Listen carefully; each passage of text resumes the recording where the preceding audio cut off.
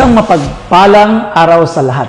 Ang bansa po natin ay isang mayamang bansa. Sagana po tayo sa mga natural resources. Ang masakit lang po, sagana din tayo sa napakaraming kalamidad na dumadaan sa atin. Ito yung mga natural disasters na tumatama sa bansa natin. Maging handa ba kayo sa mga kalamidad katulad ng bagyo? Katulad ngayon, fourth quarter of the year.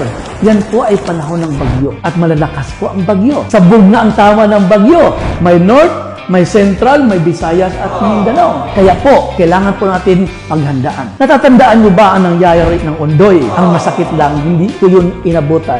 Char, bata pa kasi ako noon. Oh, natandaan niyo nangyari sa Sindong, sa Cagayan de Oro, Iligan. Yung nangyari po sa Leyte. Oh, hindi ko rin naabutan yun kasi mga Generation J po kami. So, yung Yolanda po, 6,000 po ang namatay. Sa Sindong po, 3,000. So, ito yung pong lesson natin mga kapatid. Ano po dapat ang paghandang gagawin natin sa mga pagsubok dala ng kalikasan? Tatlong antas ng paghahanda. Yung kumpanya natin, may business continuity plan ba? Yung family natin, may paghanda ba bilang family preparedness plan? At sarili natin, may paghanda pa tayo kung ano man ang nangyayari. Example lang, nag-drive ka ng kotse, palagi ka bang full tank? Mahirap po pag tumiri ka, ayaw kitang nakita. Naglalakad sa kalsada, bit-bit galon. Bakit? Naubusan ka ng gasolina. Kaya po, isa yung basic na paghanda natin sa sarili natin. Pamilya natin, may paghanda ba kayo? Pagkain, tubig. Kasi mahirap po mawalan. Mawalan lahat. Huwag lang tubig. Mawala ka ng kuryente, huwag lang tubig at saka pagkain. Kaya po, basic sa atin, family preparedness, organizational preparedness, at saka individual preparedness. Bilang pamilya at bilang individual, ano po ang dapat handa natin? Meron tayong mga dapat gubag. Mamahalin po yung gubag ko. Char! Hindi po tumumurahin. Bawal po mag-promote ng mamahaling tubig. So, ang tawag natin ay gubag. Yan ay dapat meron sa bahay. Dapat yan ay meron sa kotse. Kung may kotse kayo. Kung wala, bumili kayo ng kotse. Char!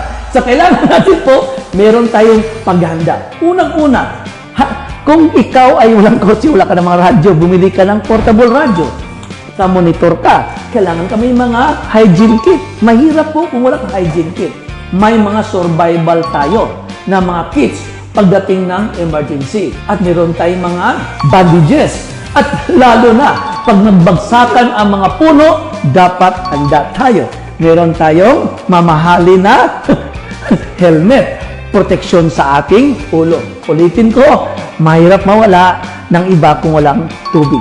Tama? At kung ang sasakyan mo tumirik, na-trap yung iyong mga battery dyan, nasisira, meron kang backup na iron boss. Ang tawag natin yan ay pang-proteksyon natin na maka-andar tayo ang kotse natin. Of course, mawala sa amin ang lahat. Huwag din po ang malong. Ang malong pwedeng CR. Ang malong pwedeng kumot. Ang malong pwedeng natin sapin. Lahat po, multi-purpose ang kumot. And of course, pag ikaw ay nangailangan ng tulong. Kailangan po, may sign ka, pwede kang humingi ng tulong. Help! Pag Pampanga po yun, hindi po help yan. Help! Kasi wala naman silang edge.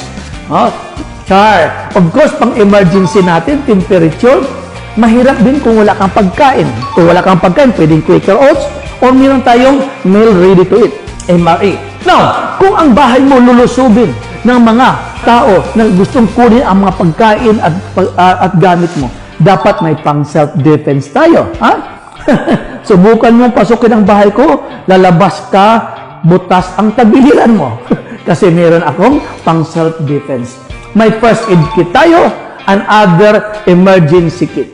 So bilang paghanda, kailangan po prepared tayo at mayroon tayong kaukulang gubag para sa sarili natin at sa pamilya natin. Yun po ang basic na paghandaan natin bilang individual. Tandaan nyo, ang security, ang slogan nila, laging tulong. Tayo naman, laging handa. Maraming salamat po.